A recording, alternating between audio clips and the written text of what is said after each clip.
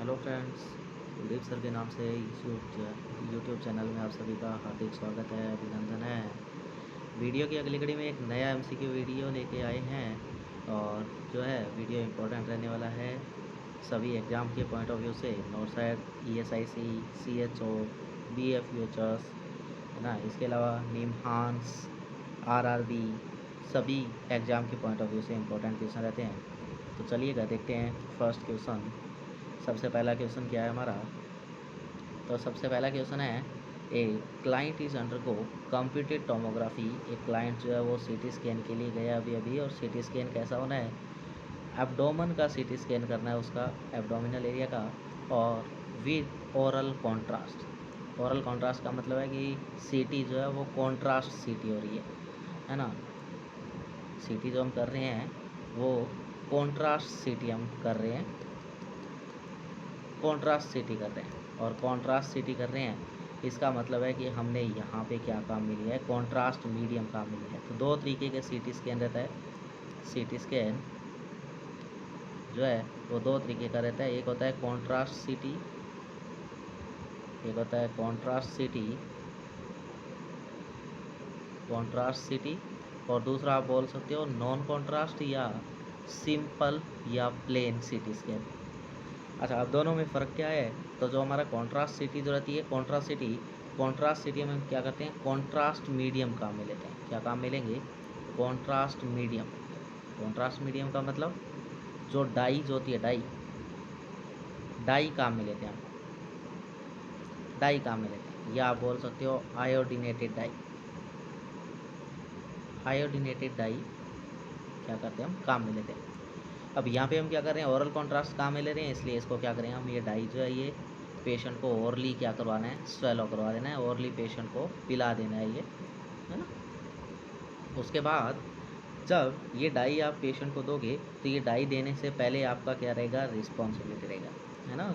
Priority nursing responsibility रहता है। और प्रायोरिटी नर्सिंग रिस्पॉन्सिबिलिटी क्या क्या रहेगी उनके बारे में बात करें तो सबसे पहले प्रायोरिटी नर्सिंग रिस्पॉन्सिबिलिटी में एक तो यहाँ पे आपने क्या पूछना है? प्री के अंदर डाई देने से पहले सबसे पहले आपका काम रहता है कि आपने पेशेंट का हिस्ट्री लेना। सबसे पहले पेशेंट से आप क्या करेंगे? हिस्ट्री लेंगे। You taken history from the patient. और हिस्ट्री में क्या करोगे? आपने पूछना है कि पेशेंट को आयोडीन से एलर्जी तो नहीं है?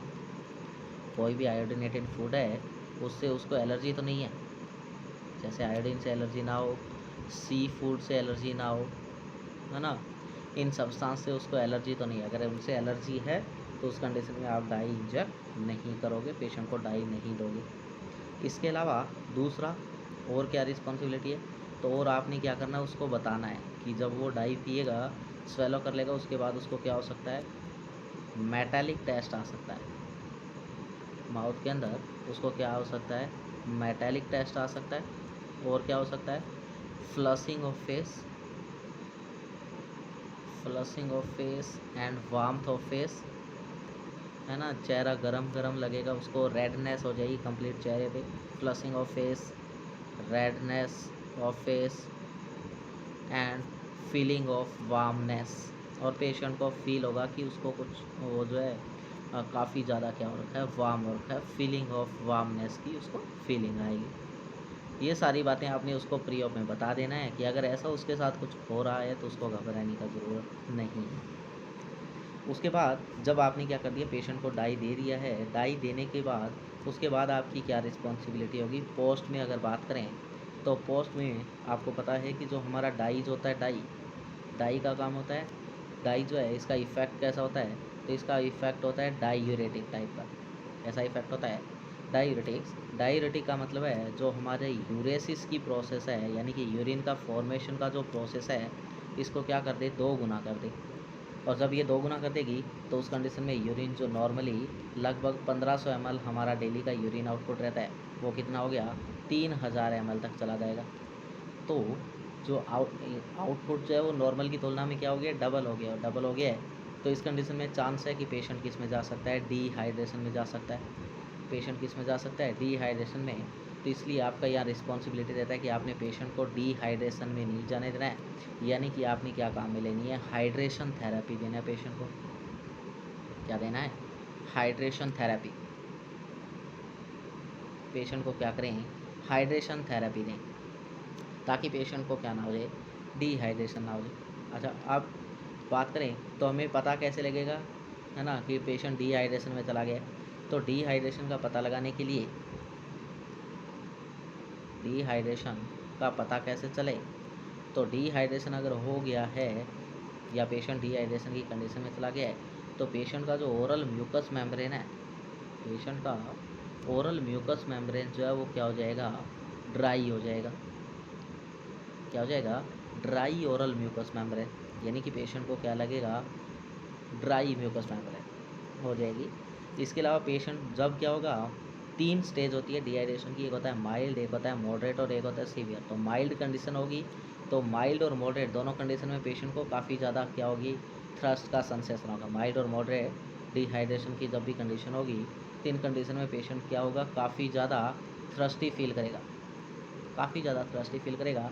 और जब ये सीवियर डिहाइड्रेटेड हो जाएगा, जब ये सीवियर डिहाइड्रेटेड हो जाएगा, तो पेशेंट जो है वो ओरली वाटर इनटेक नहीं कर पाएगा। फिर आपको क्या करना पड़ेगा, जो है पेरिफेरल लाइन के थ्रू, आईवी लाइन के थ्रू हमें क्या करना होगा, फ्लूइड देना होगा। सीवियर में पेशेंट को थ्रस्ट लगना क्या हो जाएगा, patient no thrust, severe condition में। तो फिर आप जो है, आपसे पूछा जाएगा कि डिहाइड्रेशन जो है इसका कार्डिनल साइन क्या रहता है, डिहाइड्रेशन का कार्डिनल साइन क्या है, कार्डिनल साइन। अब कार्डिनल साइन तो आपने बताना है कि कार्डिनल साइन क्या है। तो हम कार्डिनल साइन क्या होगा, skin turgor, skin turgor is a cardinal sign. अच्छा, स्किन टर्गर यानी कि टर्गीसिटी जो है स्किन की, यानी कितना स्किन जो है वो खींच सकता है और खींचने के बाद कितना जल्दी अपनी नॉर्मल पोजीशन में वापस आता है, वो उसकी टर्गीसिटी है, स्किन टर्गर। तब आप बोलेंगे कि स्किन टर्गर चेक कैसे करें, तो आपने क्या करना होता है, नॉर्मली जस्ट जो हमारी स्किन जो है उसको क्या करना है, रिट्रैक्ट करना है और रिट्रैक्ट करके वापस छोड़ देना होता है। और छोड़ने के बाद आपने देखना होता है कि वो कितने सेकंड में वापस आ रहा है। जनरल टाइम जो होता है हमारी कैपिलरी के रिफ़िल होने का, वो 2 सेकंड का टाइम होता है। 2 सेकंड में हमारी कैपिलरी जो है वो रिफ़िल हो जाती है, और लगभग 2 सेकंड में जो है हमारी स्किन जो है वो वापस क्या हो जानी चाहिए, अपने जनरल स्पेस पे या अपने नॉर्मल लेवल पे आ जानी चाहिए, या रेंज में आप बोल सकते हो 1 से 3 सेकंड के अंदर, है ना। अगर 10 सेकंड, 10 सेकंड हो चुके हैं और उसके बाद भी स्किन जो है वो अपनी नॉर्मल पोजीशन में नहीं पहुंच पाई है, इसका मतलब है कि उस पेशेंट की टर्बिसिटी जो है स्किन की क्या हो चुकी है, लूज हो चुकी है। अच्छा, तो ये तो हमने बात की स्किन ट्रिगर चेक कैसे करें और कैसे हमें पता चले। तब कहाँ से चेक किया जाए, तो चेक करने के लिए यहाँ 2 क्राइटेरिया रहेंगे। एक बात तो रहती है अडल्ट की, एक तो होता है हमारा अडल्ट और एक होता है चाइल्ड। एक बार हम इन्फेंट को छोड़ देते हैं, 3 कैटेगरी लेंगे हम, अडल्ट, चाइल्ड और इन्फेंट। तो अडल्ट में जब आप चेक करने जा रहे हो, तो अडल्ट के अंदर आपने क्या करना है, जो अडल्ट जो है उसमें जो ब्रेस्ट बोन है, ब्रेस्ट बोन या जिसको आप बोलते हो स्टर्नम, स्टर्नम, स्टर्नम के ऊपर का जो स्किन है, over the skin of breast bone, over the skin of breast bone या over the skin of sternum, जो स्टर्नम के ऊपर का जो स्किन है उसको आपने क्या करना है, स्ट्रेच करके देखना है, रिट्रैक्ट करके देखना है, और वहाँ से आप क्या करोगे, स्किन का टर्गर चेक करोगे। किसके अंदर, एक अडल्ट के अंदर। और एक बच्चे की अगर बात की जाए, तो बच्चे के अंदर जो है over the abdomen, over the abdomen, abdomen के ऊपर का जो स्किन रहता है वो जो है आपने क्या करना है, वहाँ से आप स्किन ट्रिगर चेक करोगे एक बच्चे के अंदर। तो ये तो बात हुई एडल्ट की और चाइल्ड की। तीसरी कैटेगरी कौन है, इन्फेंट। और इन्फेंट में हमें कैसे पता लगे, इन्फेंट के अंदर कैसे पता लगेगा, तो इन्फेंट में आपने क्या करना है, फोंटानेल चेक करने, क्या चेक करने हैं, फोंटानेल चेक करने हैं। और फोंटानेल जो है वो कैसा देखने को मिलेगा, डिप्रेस फोंटानेल होगा। क्या होगा, डिप्रेस फोंटानेल होगा। क्या रहेगा, फोंटानेल डिप्रेस हो जाएगा, है ना। जनरल अगर बात की जाए, तो जो एक इन्फेंट जो होता है, एक इन्फेंट, इन्फेंट के अंदर टोटल फोंटानेल्स होते हैं, कितने फोंटानेल होते हैं टोटल, तो टोटल फोंटानेल्स जो होते हैं वो 6 होते हैं, है ना। फोंटानेल की भी अगर थोड़ी सी बात कर ली जाए, फोंटानेल, तो टोटल 6 फोंटानेल होते हैं इन्फेंट के अंदर, यानी कि न्यू बॉर्न के अंदर 6 जो है टोटल फोंटानेल रहते हैं। इन 6 में से जो है क्लिनिकल इम्पोर्टेंस जो रहती है वो 2 की रहती है। अगर आपको बोला जाए कि क्लिनिकल इम्पोर्टेंस कितने की है, तो क्लिनिकल इम्पोर्टेंस के पॉइंट ऑफ व्यू से फोंटानेल जो है वो 2 होते हैं। और वो 2 कौन है? तो एक होता है एंटीरियर फोंटानेल और एक होता है पोस्टीरियर फोंटानेल। एक होता है एंटीरियर फोंटानेल और एक होता है पोस्टीरियर फोंटानेल। अच्छा, तो ये तो हमें पता चला, बट ये फोंटानेल है क्या? तो फोंटानेल एक जो है, जो सूचर जो होते हैं, सूचर होते हैं, जो फीटल स्कल जो होता है, फीटल स्कल के अंदर सूचर होते हैं। और सूचर जो है वो कितने होते हैं? तो 5 सूचर होते हैं। मेनली अगर बात करें तो 5 सूचर रहते हैं फीटल स्कल के अंदर। और ये जो पांचों सूचर जो है, ये जहाँ पे आके जब मिलते हैं और जहाँ मिलते हैं वहाँ पे क्या रह जाता है? एक वाइड गैप रह जाता है। उस वाइड गैप को क्या बोलते हो? फोंटानेल बोला जाता है ना। तो फोंटानेल क्या है? तो फोंटानेल वो जंक्शन वाला स्पेस है जहाँ सूचर्स आके मिलते हैं और उस जंक्शन के ऊपर क्या हो जाता है? एक बड़ा गैप रह जाता है। और बड़ा गैप जो रह जाता है वो क्या है? फोंटानेल है। ये फोंटानेल है। और ये यहाँ से क्या निकल रहे हैं? सूचर निकल रहे हैं, है ना, सूचर। तो जो है फोंटानेल और सूचर। तो फोंटानेल टोटल नंबर के अंदर 6, क्लिनिकल इंपॉर्टेंस 2 की रहती है। और वो 2 कौन कौन से? एक है एंटीरियर और एक है पोस्टीरियर। और एंटीरियर फोंटानेल जो इसको हम बोलते हैं ब्रैगमा। और पोस्टीरियर फोंटानेल जो उसको किस नाम से जाना जाता है? लैम्डा के नाम से जाना जाता है, लैम्डा। ये फोंटानेल के बारे में बात रहती है। क्लोजनिंग से क्वेश्चन पूछा जा सकता है फोंटानेल से रिलेटेड कि एंटीरियर फोंटानेल कब क्लोज होता है और पोस्टीरियर कब क्लोज होता है। तो क्लोजनिंग की बात की जाए दोनों की, तो हमारा जो एंटीरियर फोंटानेल है ये 1.5 ईयर यानी कि लगभग 18 महीने पे जो है जाके क्या होगा? क्लोज होगा। और पोस्टीरियर फोंटानेल जो है ये 1.5 मंथ यानी कि 6 वीक पे क्या होता है? क्लोज होता है। ये दोनों की क्लोजनिंग की बात रहेगी। तो जो है ये हमने सिटी के बारे में बात किया और सिटी के साथ साथ हमने कुछ जो है रिलेटेड टॉपिक जो बातें थी उनके बारे में हम बात करते चले। अब हम चलते हैं क्वेश्चन के ऊपर। और हमारा क्वेश्चन है कि सीटी स्कैन है एब्डोमेन का, ओरल कॉन्ट्रास्ट के साथ करना है।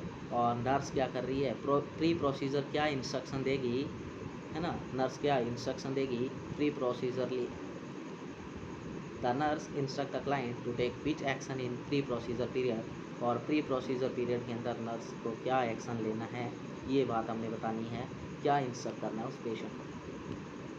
तो सबसे पहले कहता है अवॉइड ईटिंग और drinking after midnight before the test. यानी कि टेस्ट करने से पहले, यानी कि पेशेंट को मिडनाइट से एनपीओ कर देना है। जैसे सुबह मान लीजिएगा 6 बजे 7 बजे हमने टेस्ट करना था, तो पेशेंट को बोल दिया कि रात को 12 बजे के बाद आपने कुछ नहीं लेना है, एनपीओ कर दिया पेशेंट को, है ना।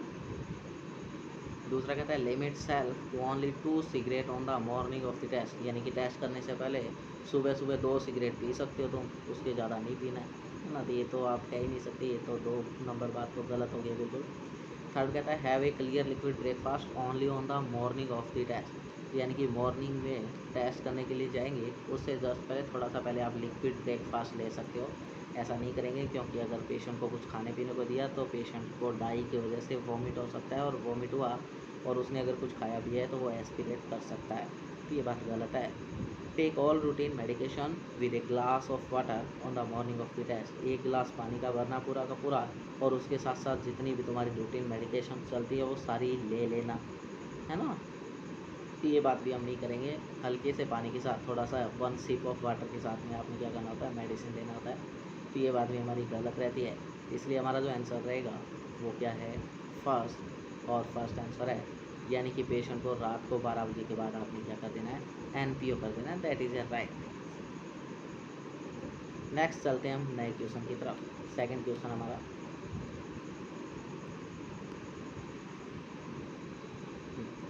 the nurse in charge of a long-term care facility is planning the client assignment for the day. Which client should be assigned to the unlicensed assistive personnel? यानी कि हम जो है हमारे पास 3-4 टाइप के पेशेंट हैं अलग अलग, और उन पेशेंट्स को हम क्या कर रहे हैं? केयर दे रहे हैं। और उन केयर में आपने ये बताना है कि इनमें से ऐसा कौन सा पेशेंट है जो अनलाइसेंस यानी कि जो अभी रजिस्टर्ड प्रैक्टिशनर नहीं है, उसके लिए जो है ये पेशेंट जो है केयर के लिए बेस्ट रहेगा या उसके लिए आप चूज करेंगे, ये बात आपने बताया। Client on strict bed rest, एक क्लाइंट जो स्ट्रिक्ट बेड रेस्ट पे है वो क्लाइंट उसके लिए केयर देने के लिए सही है। Client with dyspnoea who is receiving oxygen therapy, client को dyspnoea dyspnoea that is difficulty in breathing, patient को डिफ़िकल्टी हो रही है ब्रीदिंग के अंदर और वो क्या कर रहा है, ऑक्सीजन थेरेपी ले रहा है, वो पेशेंट उसके लिए केयर देने को सही है। Client schedule for transfer to the hospital for surgery, एक पेशेंट जो हॉस्पिटल में ट्रांसफ़र करना है सर्जरी के लिए, वो पेशेंट अनलाइसेंस प्रैक्टिशनर के लिए सही रहेगा, पर्सनल के लिए।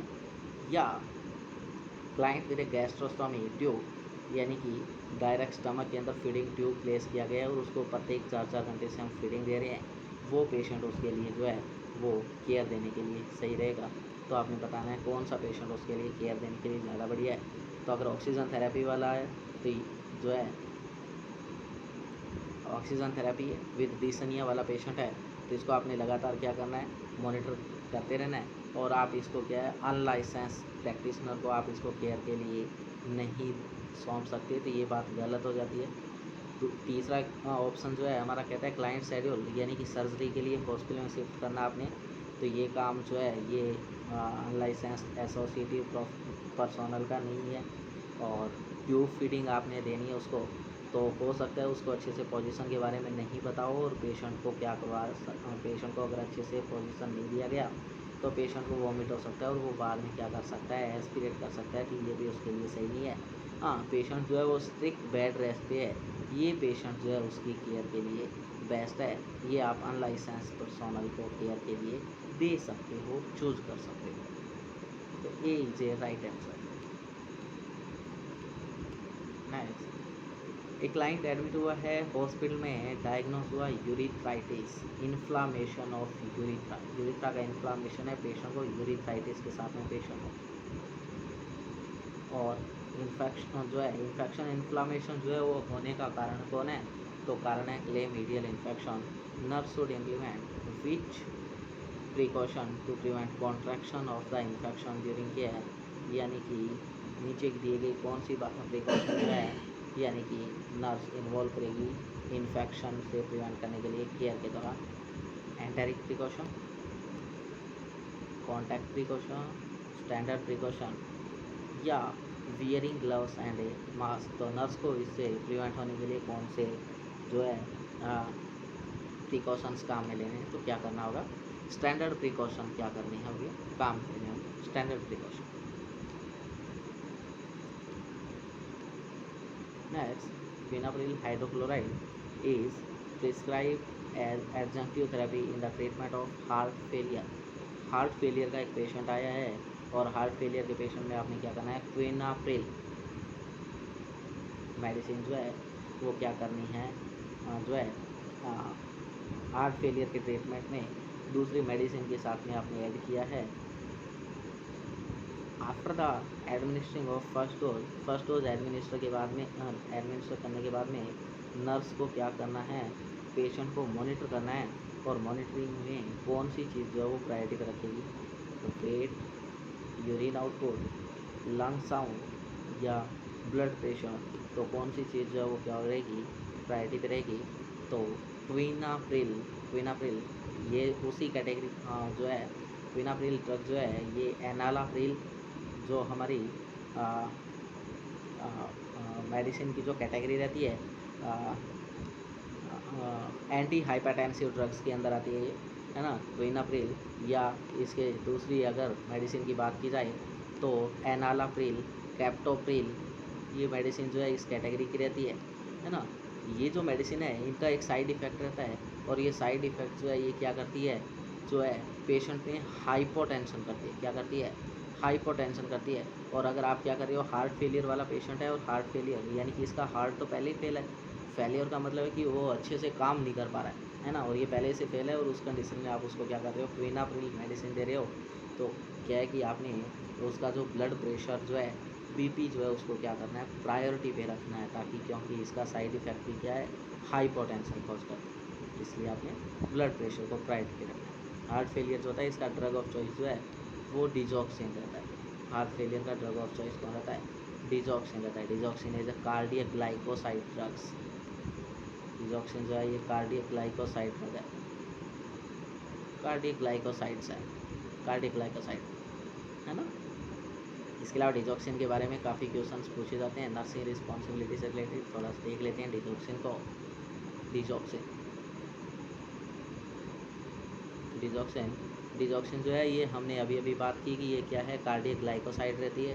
कार्डियक ग्लाइकोसाइड कैटेगरी की तरह है कार्डियक ग्लाइकोसाइड, ये आया हुआ क्वेश्चन है एग्जाम के अंदर, कार्डियक ग्लाइकोसाइड्स है। इसके अलावा ये क्या है, आइनोट्रोपिक एजेंट। कैसा एजेंट है, आइनोट्रोपिक एजेंट है, या आइनोट्रोपिक ड्रग भी बोल सकते हो आप इसको। आइनोट्रोपिक एजेंट है। आइनोट्रोपिक कौन सी, तो आइनोट्रोपिक में पॉजिटिव आइनोट्रोपिक है। कैसी है, पॉजिटिव आइनोट्रोपिक है। पॉजिटिव आइनोट्रोपिक होने का मतलब है ये क्या करती है, increase the contractility of heart. क्या करती है, इंक्रीज करती है किसको, कॉन्ट्रैक्टिलिटी ऑफ हार्ट को, हार्ट की कॉन्ट्रैक्टिलिटी को बढ़ाती है। इसके अलावा और क्या, ये नेगेटिव क्रोनोट्रॉपिक ड्रग है। कैसी ड्रग है, नेगेटिव क्रोनोट्रॉपिक है। नेगेटिव क्रोनोट्रॉपिक होने का मतलब है ये क्या करती है, वेलोसिटी को कम करती है। क्या करती है, डिक्रीज वेलोसिटी। और अगर वेलोसिटी को कम करती है तो यानी कि जो इम्पल्स जो जा रहे थे, जैसे क्या हुआ, सबसे पहले इम्पल्स जनरेट करता है एस ए नोड, जिसको नेचुरल पेसमेकर ऑफ हार्ट बोलते हैं। एस ए नोड देता है एवी नोड को, एवी नोड देते हैं बंडल ऑफ हिंज को, और बंडल ऑफ हिंज जो देते हैं वो पुरकेंज ऑफ फाइबर को। ये जो ऐसे नोड से, जैसे हमने कहा था 60 से 100 इम्पल्स 1 मिनट के अंदर जनरेट होती है, एवी नोड जो है ये 40 से 60, बंडल ऑफ हिंज 20 से 40, और पुरकेंज ऑफ फाइबर न्यूट्रल रहता है। तो मान लीजिएगा यहाँ से जो आपका ऐसे नोड है, यहाँ से 72 इम्पल्स जनरेट हुए थे, बट पहुँचे कितने, एवी नोड तक 60 पहुँच पाए। तो इस कंडीशन में कॉन्ट्रैक्टिलिटी तो बढ़ी, बट हार्ट रेट को क्या करती है, ये डिक्रीज़ करती है। क्या करती है, हार्ट रेट को डिक्रीज़ करती है। इसलिए जब भी आप क्या कर रहे हो, पेशेंट को डिजॉक्सिन मेडिसिन देने जा रहे हो, उससे पहले आपने क्या करना होता है, पेशेंट का हार्ट रेट चेक करना होता है। That is a priority nursing responsibility for the nurse that go on to give the digoxin to the patient, है ना। Priority nursing responsibility, and priority nursing responsibility is to check the heart rate, to check the heart rate prior, check the heart rate prior the digoxin therapy।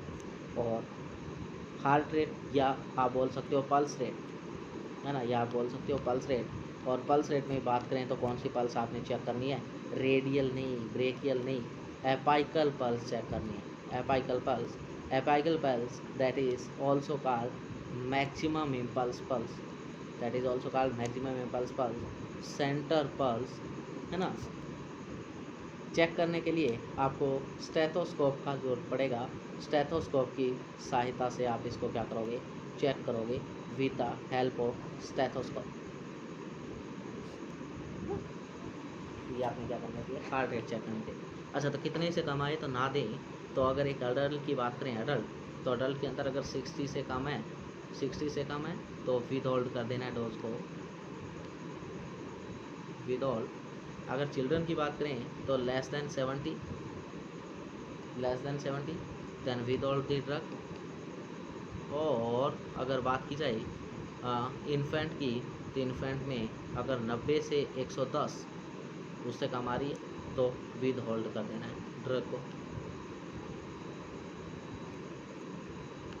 ये adult के लिए, ये child के लिए, और ये इन्फेंट के लिए रहता है ना, है ना। तो ये सारी की सारी बातें रहती है ना, हार्ट रेट से रिलेटेड। नेक्स्ट चलते हैं हम आगे वाले क्वेश्चन की तरफ। नेक्स्ट क्वेश्चन है, the ambulatory care nurse is discussing pre-operative procedure with a Japanese American client who is scheduled for surgery the following week। पिछले वीक सर्जरी के लिए एक जापानीज पर्सन है, जापानीज अमेरिकन है, उसको क्या किया गया है, शेड्यूल किया गया है। ड्यूरिंग द डिस्कशन के दौरान the client continually smile, client लगातार हंस रहा है, and node the head, head को इधर उधर मूव करवा रहा है। How should the nurse interpret this non verbal behaviour, nurse किस तरीके से इस नॉन वर्बल बिहेवियर को पता लगाएगी, इंटरप्रेट करेगी। रिफ्लेक्टिंग ए कल्चरल वैल्यू, ये एक कल्चरल वैल्यू को शो करता है। N acceptance of the treatment, ये एक्सेप्टेंस यानी कि स्वीकार्यता को दर्शाता है कि हाँ ट्रीटमेंट मुझे स्वीकार है। Client agreement to the required procedure, client को प्रोसीजर का ज़रूरत है तो उसके बारे में वो कह रहा है। और client understanding of the pre operative procedure, client जो है वो समझ गया है कि प्रोसीजर से पहले क्या क्या उसको बताया गया है और कैसे कैसे क्या क्या होना है ना। तो क्या रहेगा, तो क्या कर रहे हैं, कल्चरल वैल्यू को शो कर रहा है। नोडिंग और smiling by Japanese American client में reflect only the cultural value of interpersonal harmony, यानी कि खुद की जो है एक दूसरे के बीच की जो फीलिंग्स है, हारमोनी जो है उसके बीच में जो है ये कल्चरल वैल्यू बता रहा है। This non verbal behaviour may not be indication of acceptance of treatment agreement with the speaker, यानी कि ये जो है इस तरीके का ये जो बिहेवियर है, ये नॉन वेरेबल बिहेवियर जो है ये ना ही तो ट्रीटमेंट को की एक्सेप्टेंस को शो कर रहा है, ना ही एग्रीमेंट जो है स्पीकर के साथ में ऐसा कुछ बता रहा है ना, या ना ही वो प्रोसीजर को समझ गया इन बातों के बारे में बता रहा है, but that is indicating cultural value, ये कल्चरल वैल्यूज़ को शो कर रहा है। Next, when communicating with a client who speak a different language, जब आप कम्युनिकेट कर रहे हो क्लाइंट के साथ में जो बहुत सारी अलग अलग लैंग्वेज बोल रहा है, विच बेस्ट प्रैक्टिस और द नर्स इम्प्लीमेंट, कौन सी बेस्ट प्रैक्टिस है जो नर्स इम्प्लीमेंट करेगी। स्पीक लाउडली एंड स्लोली, जोर से बोलेगी, धीरे धीरे बोलेगी। Arrange for interpreter to translate, यानी कि ट्रांसलेट करने के लिए कोई इंटरप्रेटर यानी कि दूसरा बंदा बुलाएगी जो उसको समझ सके उसकी भाषाओं को और बता सके। Speak to the client and family together, client को बोलेगी, क्लाइंट और उसके फैमिली मेम्बर्स को एक साथ बुलाएगी। और stand close to the client and speak loudly, और क्या होगा जो है पेशेंट के बिल्कुल पास में खड़ी होगी और ज़ोर ज़ोर से बोलेगी। तो क्या करना है इनमें से, तो arrange for an interpreter to translate, यानी कि ट्रांसलेट करने के लिए एक इंटरप्रेटर को बुलाएगी और वो सारी बातें उसको समझाएगी, है ना।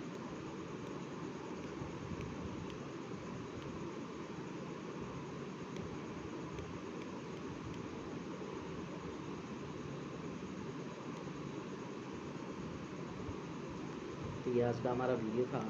अगर वीडियो पसंद आया हो तो लाइक करें, शेयर करें, सब्सक्राइब करें और जो है ज़्यादा से ज़्यादा संख्या में इसको शेयर करें। Thank you.